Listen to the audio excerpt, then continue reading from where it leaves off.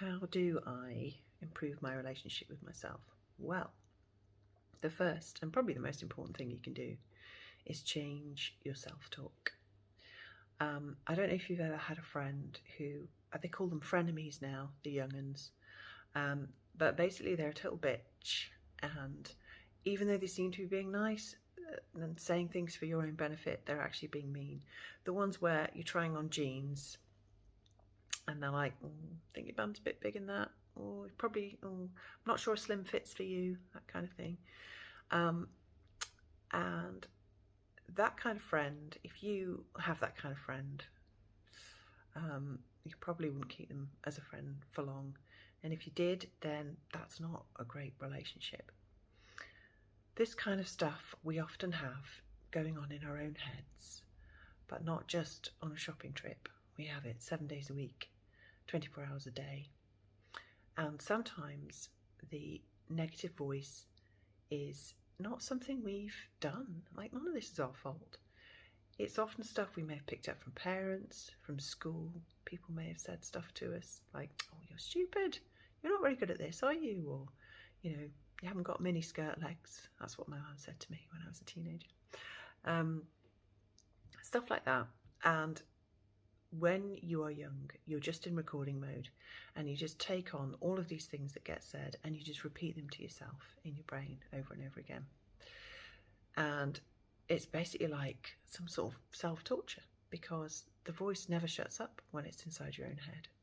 But it is your voice and you do have the power to change it. Basically, it's just kind of running on autopilot with all sorts of stupid stuff that it picked up along the way. But it's okay for you to go and curate that. It's okay for you to say, right, actually, that sounds awful. Well, why am I saying that to myself? That's not very kind. And think about, you know, the sort of things you'd rather have said. Think about how you speak to your child. You know, when you welcome them in the morning when they wake up, you know, good morning, all that sort of thing. But often when you wake up yourself, you're probably thinking, oh God, you're going to be late again, you stupid cow. You know, things like that. So think about how you speak to your kids. Think about when you're a best friend to somebody, you know, and somebody's struggling, somebody's hurt. What do you say to them to help them feel better? And you can also think of like your favourite teacher, or, you know, if your mum or dad was great, kind of like model the kind things that they used to say. So it's sifting through and thinking about alternatives.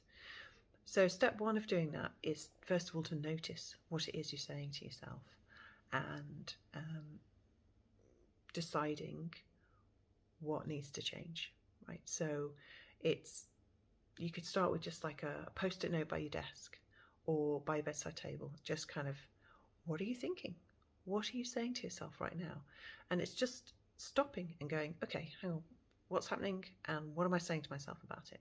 And just start to notice, just start to write it down. And at the end of a day, you might have, I don't know, 3 or 4 sentences, because, you know, you've got a busy life. You know, you can't just spend all the time doing this. This will take a bit of time.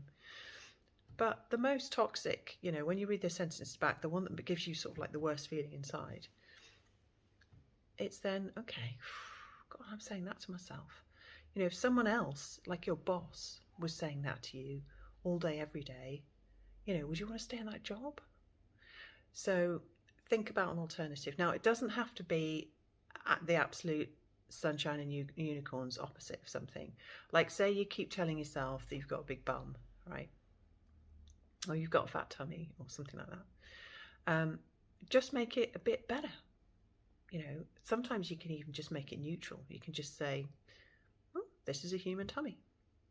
This is my bum. You know, because even that is more positive than saying something mean to yourself. And so that's it. You just, over time, you just take a statement that makes you feel bad inside and you gradually work it around to a statement that makes you feel a lot better inside. And you practice saying that. And before you know it, your brain, with repetition, will start doing that automatically. So that's the first and probably the biggest and most important thing you can do to start building that relationship with yourself.